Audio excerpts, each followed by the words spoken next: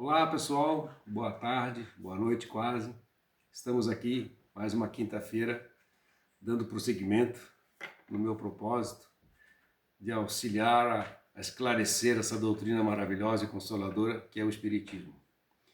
Relembrando que estamos tratando de detalhes, de assuntos, de palavras que são extremamente e necessariamente interessantes para que possamos entrar no assunto por si só, que é o passe, ministrar o passe espírita em casa espírita. Como eu já falei nos outros vídeos antes dessa própria aula, é importante a gente esclarecer que esses assuntos são realmente necessários para isso, para quando for falar especificadamente do passe, a gente possa entender melhor a situação. Me perdoe novamente aqueles que já trabalham há muito tempo no Espiritismo e que têm algum conhecimento sobre esses assuntos, mas esse vídeo é destinado para todos aqueles que têm interesse também em conhecer essa maravilhosa forma de cura. E hoje a gente vai tratar bastante sobre isso, ok? Para começar então, relembrando, meu nome é Leonardo, eu falo aqui de Águas Mornas, Santa Catarina, e é um prazer imenso, uma satisfação muito grande poder estar passando isso para vocês de uma forma didática, dentro da minha capacidade didática, dentro da minha capacidade cognitiva, não é? E eu espero poder alcançar a iluminação e o coração e a mente de vocês com as palavras. Evidentemente que no YouTube vocês poderão fazer algum comentário, né? Façam comentários e eu vou responder a todos, eu prometo, tá bom?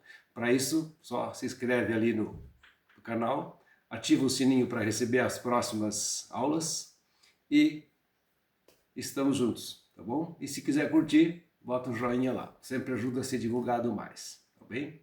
Muito obrigado. Hoje, como eu havia prometido, nós vamos começando a tratar sobre aura, né? A aura que envolve as pessoas, que algumas pessoas, você está com uma aura iluminada, você está com uma aura de uma cor assim, o azul, o vermelho, o branco, que você está brilhante hoje, tem alguma coisa brilhante em você, isso é a aura. Você não precisa ser espírita e nem ser de alguma religião específica, você tendo uma sensibilidade ao conversar com alguém, você vê na pessoa, pelo brilho dos olhos, pelas feições, como a tua aura está bacana, então você nem fala a aura, você tem um brilho, né? Você está tão radiante, como você está hoje, você me parece tão bem. Ao contrário também acontece, né? Nossa, você está me parecendo um pouco triste, você está parecendo assim, meio apagada. Também é a aura da pessoa. E nós vamos tratar sobre isso agora, com a permissão de vocês, né? Um texto que eu me referi no começo do curso, que são todos textos e obras básicas, né? Diz o seguinte sobre isto, muito importante. Todos os seres vivos, dos mais rudimentares aos mais complexos, se revestem de um halo energético, que lhes corresponde à natureza. A aura é, portanto, irradiação provinda da vitalidade dos tecidos vivos, tanto vegetais quanto animais. Não é só de seres humanos. Todo que tiver um tecido vivo tem aura. Vegetais, animais, seres humanos. Este fato pode ser comprovado cientificamente pelas fotos Kirlian. A maioria de vocês já deve ter ouvido falar, fotos Kirlian, que é uma espécie de uma câmera térmica que ela mostra os graus de radiação emitida pelo ser humano, ou pela planta, ou por um animal, não importa. Aquele corpo, aquele envoltório que forma ao redor do corpo, com uma determinada cor, não é? Então, através dessas fotos Kirlian, onde experiências realizadas demonstram que a aura envolve corpos celulares de vegetais e animais e que esta irradiação está diretamente ligada à atividade celular, forte e radiante em uma folha viva, por exemplo, e enfraquece e definha à medida que a atividade celular desta folha reduz, né? No homem, os seres humanos, no homem que eu digo seres humanos, no homem, contudo, semelhante projeção surge profundamente enriquecida e modificada pelos fatores de pensamento contínuo e que, se ajustando às emanações do campo celular, lhe modelam em derredor da personalidade o conhecido corpo vital ou duplo etéreo de algumas escolas espiritualistas, duplicata mais ou menos radiante da criatura. O que ele está querendo dizer com isso? Que essa projeção, que essa forma como ela se apresenta para nós, para os outros que estamos observando, ela se altera conforme o teu pensamento, porque o pensamento também é energia, e todos sabemos disso. O pensamento geram palavras, palavras geram atos, e atos geram consequências. Então, pensamentos são energias. Conforme a energia, conforme o teu pensamento, você vai modificar essa aura que vem ao derredor do seu corpo, ao redor das pessoas ou de uma planta. Ah, mas planta não pensa. Ótimo, a planta está lá, ela vai ter a aura dela, né? Dependendo do grau ou não de maturação dela. O ser humano, ele vai ter essa aura que pode ser modificada indiretamente por nós. Por mim, Leonardo, eu posso modificar a cor da minha aura e a densidade dela, o brilho dela, dependendo da minha intensidade dos meus pensamentos. Se eu estou aqui falando com vocês um assunto espírita, focando em divulgar uma coisa boa, uma coisa real, né, um assunto interessante, a minha aura vai ter uma determinada cor. Se eu estiver numa mesa de um bar na esquina, tomando bebida alcoólica e falando mal da vida dos outros e assuntos que não são minimamente aproveitáveis, obviamente a cor da minha aura vai ser outra. Ah, tá certo, tá errado, cada um faz aquilo que quiser, por isso que nós temos o livre-arbítrio. Eu, Leonardo, prefiro ter assuntos plausíveis, assuntos bons, assuntos de educação, de crescimento, de evolução, e tem pessoas que preferem ficar estacionadas, né? Eu tenho essa rinite e isso me incomoda, mas não posso fazer nada, né? Estamos na carne. Então a cor da aura modifica conforme o nosso pensamento. E isso tem um comentário de André Luiz, que eu já falei para vocês também. O André Luiz, aquele espírito, né, que já foi médico, né, no estado de São Paulo, e que depois, São Paulo ou Rio de Janeiro, não tenho certeza, depois ele foi um instrutor de Chico Xavier e ditou várias obras para o Chico Xavier. E num desses livros ele fala o seguinte, sobre essa questão da aura. Aí temos essa conjugação de forças físico-químicas e mentais, a aura humana, peculiar a cada indivíduo, valendo por espelho sensível em que todos os estados da alma se estampam com sinais característicos e que em todas as ideias se evidenciam, plasmando telas vivas. Olha só o que nós estávamos comentando, né?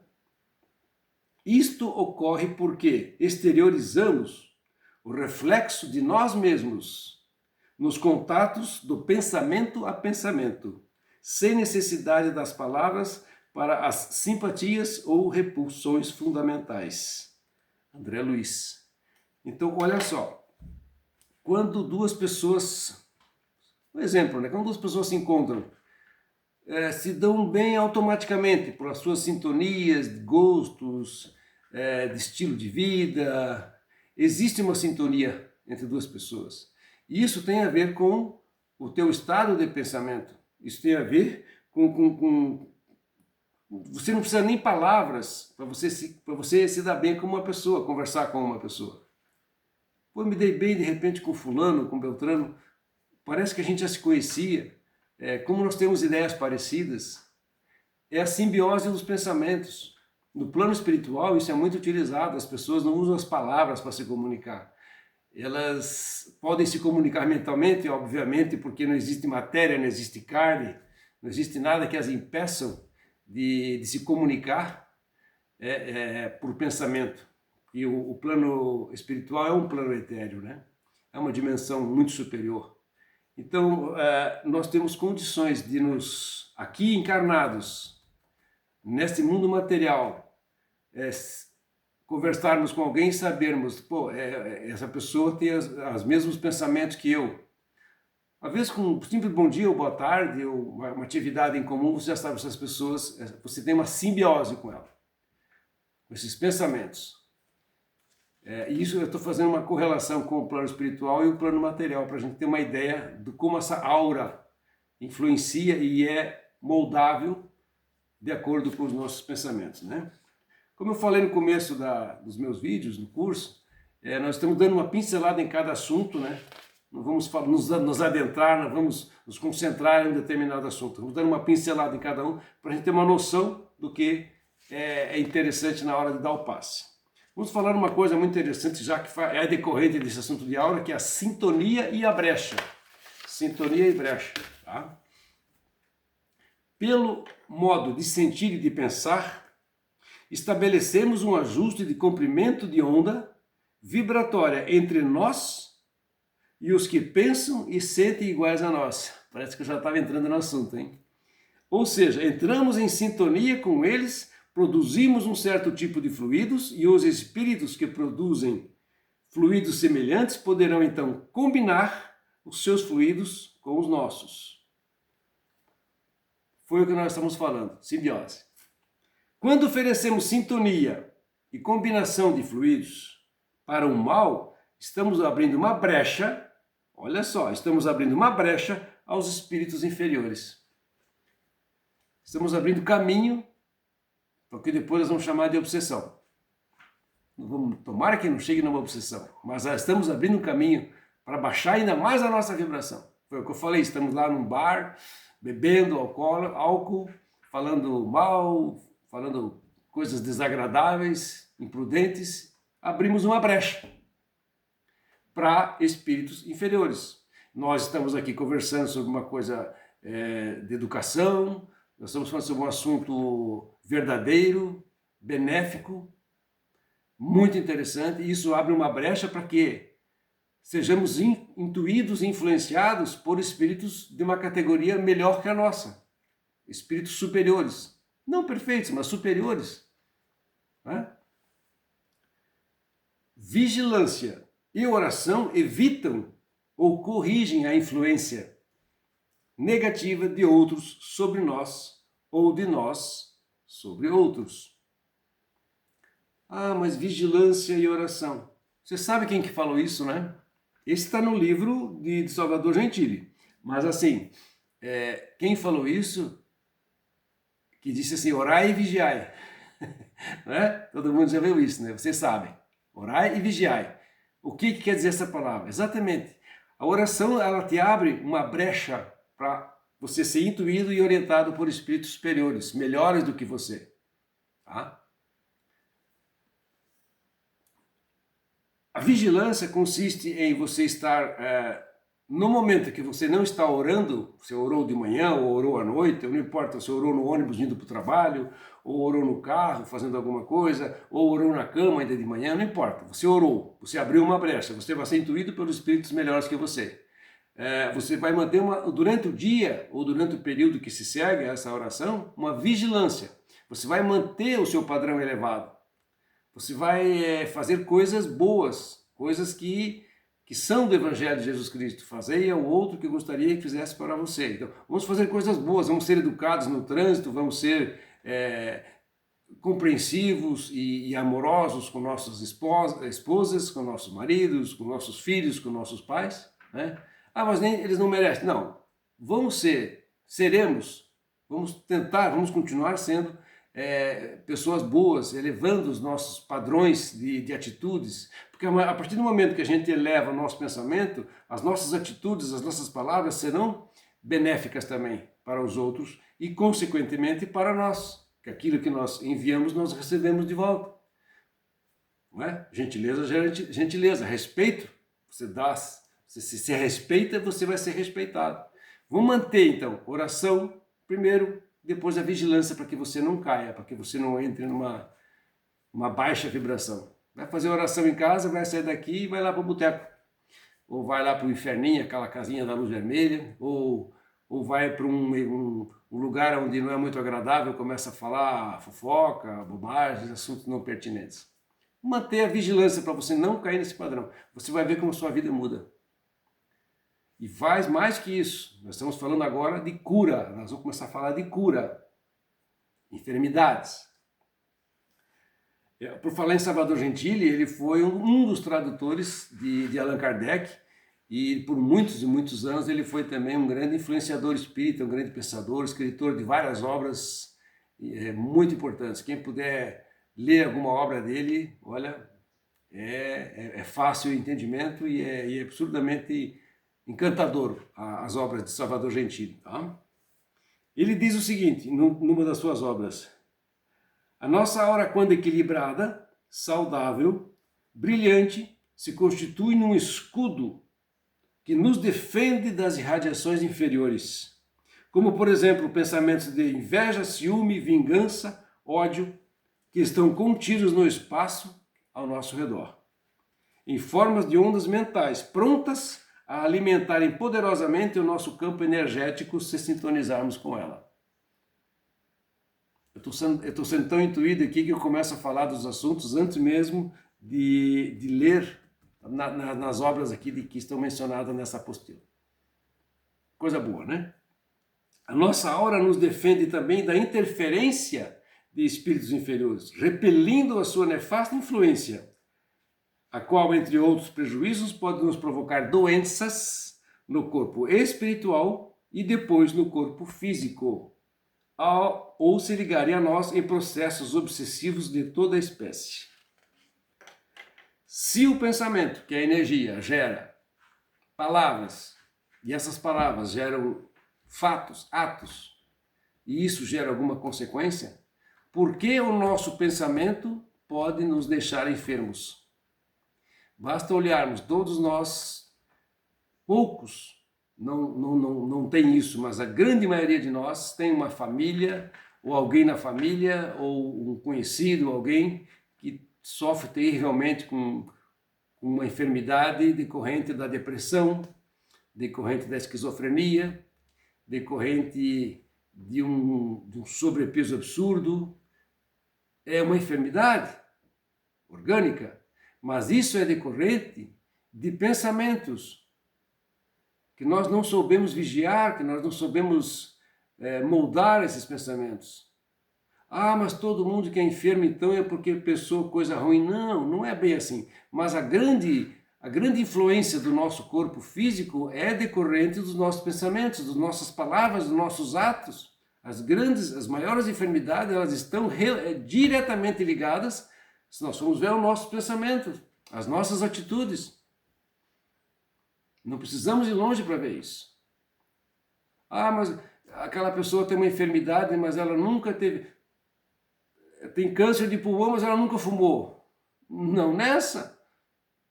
Ou não é porque só tenha fumado. Às vezes ela trabalhou num campo de plantação e numa outra encarnação e se utilizava um fumacê ou algum outro produto para matar alguma praga que não fosse tanto esses agrotóxicos de hoje em dia, coisa de 200, 300 anos atrás, se usava, queimavam-se produtos para se fazer a desinfecção dos campos de lavoura e inesperadamente ou equivocadamente vieram nessa encarnação com um problema respiratório, então com um problema no pulmão. Nem tudo é decorrente do cigarro. Poluição, um trabalho que se existia antigamente naquelas ferrarias, né? Hoje em dia são essas serralherias, mas as ferrarias se queimavam metais em altíssima temperatura para moldá-los em espadas e aquilo soltava gás tóxico. E as pessoas vieram desenvolver esse tipo de enfermidade hoje porque antigamente estavam sujeitas a esse tipo de toxicidade, de problemas. Ah, mas o que tem que ver isso com o pensamento? Foi uma escolha sua, você foi trabalhar com aquilo, você inalou aquilo, você não teve orientação adequada, talvez, mas você tem o livre-arbítrio. Vamos só olhar para trás e ver, existem N provas, N obras falando sobre essas consequências atuais dessa existência e de existências anteriores. E como nós estamos falando, isso pode gerar uma obsessão. E por falar em obsessão, que é esse item que nós vamos falar agora, a obsessão só se instala quando o obsessor encontra no obsidiado fraquezas morais que possam ser exploradas. São os pontos fracos da personalidade. Nós começamos a falar da obsessão e alguns minutos eu falava das enfermidades provocadas por pensamentos, por energias, né? E vocês pensam assim, pô, mas ele está fugindo do assunto. A questão de fugir do assunto é ampliar a nossa visão a um campo de estudo que a gente possa abranger de todas as formas, um campo grande que você possa tirar exemplos daqui e dali, a fim de enriquecer uma aula. Não é fugir do assunto. Eu estou sendo intuído, sim, é assim que funciona. Tá? Então, isso nos levou ao assunto da obsessão. A obsessão é um assunto muito grave, mas eu vou dar uma pincelada sobre ele. E em seguida da obsessão, a gente vai poder começar a entrar mais na questão do passe em si. A maioria de nós aqui que estamos aqui já ouviu falar em obsessão, tem uma ideia do que se trata. Eu vou dar uma pincelada, vou dar uma arrematada didaticamente para a gente entender melhor sobre isso. Como estávamos falando, ela só se instala quando o obsessor encontra uma brecha no obsidiado, por espíritos inferiores. No corpo humano, uma doença só aparece quando há uma fragilidade no organismo físico. Na área psíquica, o indivíduo, se estiver moralmente, estará sujeito à obsessão. Se ele estiver fraco moralmente, ele vai estar sujeito à obsessão no espiritual, né? Então, se uma doença só aparece quando há uma fragilidade no organismo físico, decorrente de atos, de palavras, de pensamentos anteriores, né? A nossa obsessão espiritual, psíquica, ela vem através desses pensamentos também. Se nós estivermos fracos psicologicamente, o espírito inferior ele pode vir nos manipular, ele pode vir nos atormentar. E a gente pode entrar em depressão, nós podemos ficar enfermos psiquicamente. Eu falei antes em esquizofrenia e outras doenças mentais. Como o plano espiritual trata esse tipo de obsessão psíquica e física? Olha que tópico importante. Vamos chamar isso de desintoxicação fluídica feita pelos nossos espíritos protetores. Isso foi tirado também do livro de André Luiz, no livro Missionários da Luz. Como nós somos tratados pelos nossos protetores espirituais? Há pessoas que procuram o sofrimento, a perturbação, o desequilíbrio, e é razoável que sejam punidas pelas consequências dos seus próprios atos. Quando encontramos enfermos desta condição, salvamos dos fluidos deletérios em que se envolvem por deliberação própria, por 10 vezes consecutivas, a título de benemerência espiritual. Já vou explicar. Todavia, se as 10 oportunidades voam sem proveito para os interessados, temos instruções superiores para entregá-los à sua própria obra, a fim de que aprendam consigo mesmos. Trazendo aqui para a nossa linguagem, para a nossa época. Os espíritos, vendo ou tendo através de orações, eu estou pedindo oração para uma fulano de tal, meu amigo tal, João da Silva lá, o Pedro, não sei do que, não importa o nome. Ele está sofrendo psicologicamente, está com depressão, está sendo obsidiado, ele está entrando num parafuso, está acontecendo alguma coisa com ele, aí você vai lá e ora, Pai, me ajuda, Mestre Jesus, Espíritos benfeitores, para que sejam irradiadas energias para aquela pessoa, para que ela se reencontre, para que ela saia. O plano espiritual atendeu o telefone do outro lado. Você, tem uma oração, tem um pedido de oração para a gente dar uma mão lá para fulano que está com problema. Espírito não tem bola de cristal, eles precisam saber que tem alguém doente também, e alguém pedindo, intercedendo por essa pessoa. Ou a própria pessoa intervém e eu peço a oração para mim ser beneficiado com energias boas, com cura, ou alguém vai pedir por mim se eu não tiver condições. O plano espiritual recebe essa chamada, essa ligação, esse telefone, daqui para lá, e diz assim, pediram para a gente dar uma olhada naquela pessoa lá. vamos lá cuidar dela. Aí durante a noite, durante o sono, os espíritos vão lá, a pessoa está ali dormindo, vão lá e fazem influxos energéticos, fazem as energias boas fluírem para aquela pessoa melhorar. Aí, aquela pessoa acorda bem, não saudável, mas ela já acorda assim disposta, melhor, né? Mais animada, fica bem, se sente bem. Ai, que maravilha, hoje estou bem. E vai tomar sua rotina diariamente e decai novamente. Os pensamentos abaixo, não ora, não vigia e cai na ribanceira de novo. Cai naquela mesmo cotidiano de pensamentos, de atos e de más condutas. A espiritualidade na outra noite vai lá de novo e assim por diante. Durante 10 vezes. 10. Após 10 vezes, se o sujeito não se endireita, eu estou falando nessa linguagem que é para a gente entender. Se a pessoa não se adequa, se a pessoa não se molda, se a pessoa não se resolve, ela não muda de atitude, a espiritualidade, segundo ordens superiores do chefão, lá de cima, deixa com ele. Agora é com ele. Nós já fizemos o que nós poderíamos fazer. Nós já fomos ali, oramos, fizemos influxação, curamos, melhoramos a energia, acabamos com os miasmas, mas ele não se molda, ele não muda de atitude, não se melhora, não se aperfeiçoa, não procura uma ajuda física.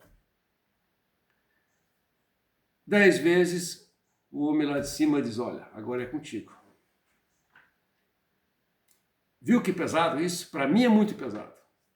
Então, quando eu estou lá na casa espírita, que tem um livro gigante lá, Orações e Preces, as pessoas vão lá, antes da palestra, colocam o nome da pessoa. Eu sempre digo, procura colocar enfermidade, se for possível, não é obrigatório. A enfermidade que a pessoa tem e a cidade em que ela está. Porque espírito não tem bola de cristal. Ele precisa saber pelo menos o endereço de onde está o enfermo. Eu estou intercedendo por alguém. Esse alguém, ele tem uma enfermidade no fígado e ele mora lá em São Paulo, no bairro tal. Se preferência souber o nome da rua também, o número, maravilha. É importante, gente. O mundo superior, o plano espiritual não é diferente do nosso. A espiritualidade benfeitora vai lá, designa, conforme as suas tarefas, designa alguém, algum grupo de pessoas, algum grupo de espíritos, para ir lá fazer irradiação espiritual em cima daquele enfermo.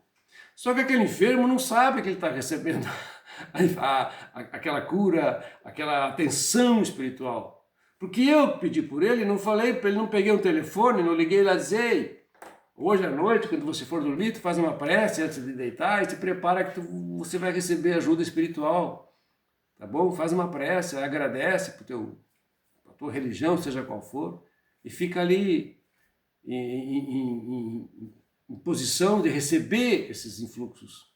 E você vai se sentir melhor. Mas eu não avisei nada. Eu não avisei nada para ele. Eu peço uma oração. Aí está lá no começo do centro espírita, no começo do dia, na palestra, botar o nome lá de 5, 6 pessoas, papai, e não avisa, não fala, às vezes a pessoa não está nem aí. Adianta. Tomara que adiante. Eu prefiro acreditar que adiante, cara. Mas como o mundo espiritual não é muito diferente do nosso. Pode até ter GPS, mas não tem bola de cristal, não dá para adivinhar as coisas. Nós temos que dar uma direção. Nós temos que avisar a pessoa. Eu vou visitar a minha filha lá em outro estado, em outra cidade, e eu vou ligar para ela, filha, eu estou indo te visitar, para ela saber que eu estou indo lá visitá-la. Como é que eu vou pedir oração para alguém se a pessoa não sabe que eu estou pedindo oração para ela? Nem desconfia. Ah, mas eu não conheço a pessoa, fiquei sabendo que a pessoa está mal. Tudo bem, ótimo, não tem problema nenhum, então vamos orar para essa pessoa, é uma beneficência, ela vai ser beneficiada. Mas a maioria dos casos é para as próprias pessoas da família, do bairro, amigos, e essas pessoas não sabem. E essas pessoas não se preparam psicologicamente nem espiritualmente para receber essa cura. Ah, mas não adiantou nada, não peça mais oração. Me desculpa. Então, é complicado.